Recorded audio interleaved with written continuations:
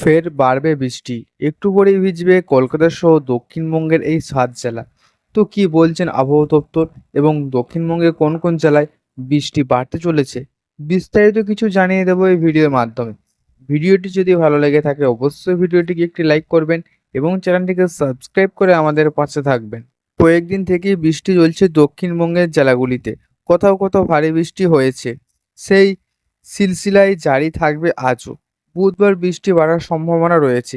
ইতিমধ্যে কলকাতা সহ রাজ্যের জেলাগুলিতে সে পূর্বাভাস জারি করলো আলিপুর আবহাওয়া দপ্তর।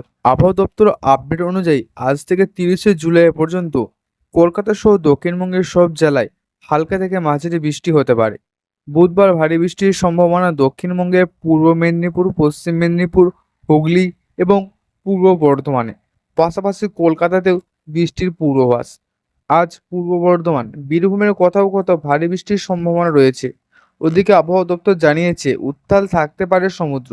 আগামী 26শে জুলাই পর্যন্ত উত্তর এবং পশ্চিম মধ্য বঙ্গোপসাগরে ঘন্টায় 40 থেকে 50 কিমি বেগে ঝোড়ো হাওয়া বইতে পারে। কখনো কখনো সেই গতিবেগ হতে পারে ঘন্টায় 60 কিমি।